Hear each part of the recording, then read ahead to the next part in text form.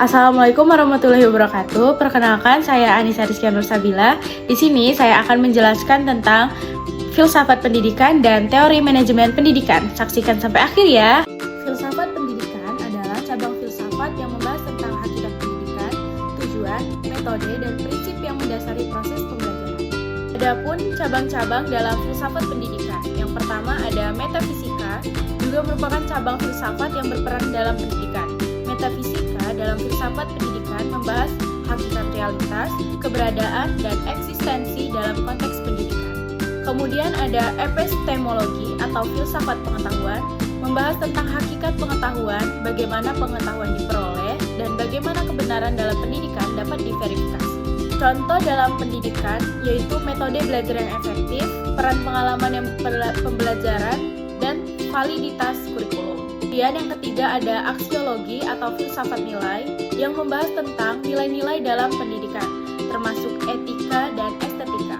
Contoh dalam pendidikan yaitu pendidikan karakter, nilai moral dalam kurikulum, dan peran seni dalam pembelajaran. Aliran-aliran filsafat dalam pendidikan. Yang pertama, idealisme.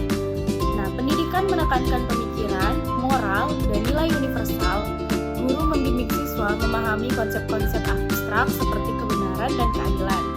Contohnya adalah diskusi tentang etika dalam filsafat, pembelajaran sastra klasik, atau pendidikan agama yang mengajarkan nilai-nilai moral. Kemudian yang kedua ada realisme, yaitu pendidikan berbasis fakta dan realitas objektif, fokus pada sains, logika, dan pengamatan. Guru mengajarkan ilmu pengetahuan yang sudah terbukti, misalnya eksperimen fisika di laboratorium atau pembelajaran matematika yang berbasis rumus, atau bisa juga studi sejarah dengan analisis dokumen asli. Kemudian yang ketiga itu ada pragmatisme, yaitu pendidikan yang harus fleksibel dan berbasis pengalaman nyata. Siswa aktif mengajar melalui eksperimen dan problem solving. Contohnya pembelajaran berbasis proyek seperti project based learning, simulasi bisnis di kelas ekonomi, atau eksperimen sosial di mata pelajaran sosiologi. Kemudian yang keempat ada eksistensialisme, yaitu pendidikan membantu siswa menemukan makna hidup dan kebebasan pribadi.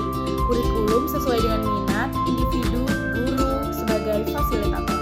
Contohnya sistem homeschooling, kelas seni yang membebaskan siswa berekspresi, atau program pendidikan yang menyesuaikan pembelajaran dengan minat siswa. Adapun tokoh-tokoh pendidikan seperti Plato yang mengatakan pendidikan itu dibuat untuk membentuk karakter dan akal manusia agar menjadi pribadi yang bijak dan adil. Pendidikan harus terstruktur, guru membimbing siswa, dan negara harus mengurus pendidikan rakyatnya. Contohnya, Plato membuat akademia, sekolah filsafat pertama di dunia. Dan yang kedua ada John Dewey yang mengatakan bahwa belajar harus dari pengalaman langsung, bukan dari sekedar hafalan. Seperti metode learning by doing atau belajar sambil praktik, sekolah harus mengajarkan anak untuk berpikir kritis. Contohnya belajar bisnis dengan simulasi usaha, bukan cuma sekedar baca teori di buku. Dan yang ketiga ada Paulo Freire yang mengatakan pendidikan harus membuat orang sadar akan ketidakadilan dan bisa melawan penindasan.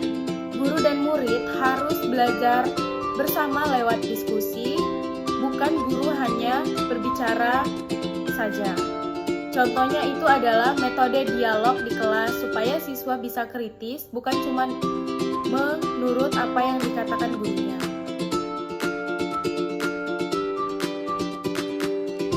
Kemudian ada prinsip-prinsip manajemen pendidikan. Yang pertama ada perencanaan atau planning, yaitu menyusun rencana agar pendidikan berjalan sesuai tujuan. Contohnya, sekolah membuat rencana kurikulum, jadwal pelajaran, dan program ekstrakurikuler untuk setahun ke depan. Dan yang kedua ada pengorganisasian atau organizing, yaitu mengatur siapa yang bertanggung jawab atas tugas tertentu. Contohnya, kepala sekolah menentukan tugas guru, staf administrasi, dan pembagian kelas siswa. Kemudian ketiga ada pelaksanaan atau executing, yaitu menjalankan rencana yang sudah dibuat. Contohnya, guru mulai mengajar sesuai kurikulum, siswa ikut kegiatan ekstrakurikuler, dan sekolah jalankan program yang sudah direncanakan. Yang terakhir, ada pengendalian atau controlling, yaitu mengevaluasi apakah pelaksanaan sudah sesuai rencana atau belum. Contohnya, kepala sekolah mengecek apakah guru mengajar sesuai kurikulum, apakah siswa berkembang, dan apakah sekolah mencapai target yang diharapkan. Kemudian ada teori-teori manajemen pendidikan. Yang pertama, teori manajemen ilmiah Frederick Taylor, yaitu pendidikan harus dikelola dengan sistem yang efisien dan terstruktur, seperti di industri. Contohnya, pembagian tugas jelas antara kepala sekolah, guru, dan staf agar kerja lebih efektif.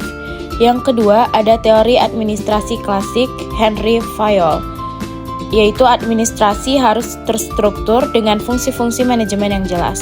Contohnya, kepala sekolah harus bisa merencanakan, mengorganisasi, mengarahkan, mengoordinasi, dan mengawasi kegiatan sekolah. Dan yang ketiga, teori human relations dari Alto Mayo, yaitu hubungan antara individu dalam organisasi pendidikan sangat mempengaruhi efektivitas kerja. Contohnya, kepala sekolah yang peduli dengan kesejahteraan guru dan siswa akan menciptakan lingkungan belajar yang lebih baik.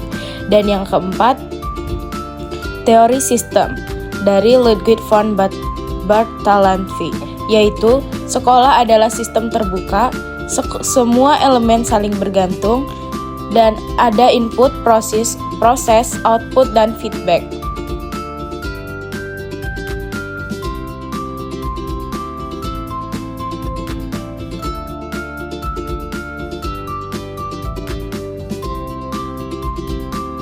Mungkin itu saja yang dapat saya jelaskan tentang filsafat pendidikan dan teori manajemen pendidikan. Setelah belajar tentang filsafat dan teori manajemen pendidikan, menurut kalian, sistem pendidikan yang sekarang sudah cukup baik atau masih perlu perubahan? Semoga materi ini bisa membantu membuka wawasan kita semua. Terima kasih sudah menyimak. Sampai jumpa. Wassalamualaikum warahmatullahi wabarakatuh.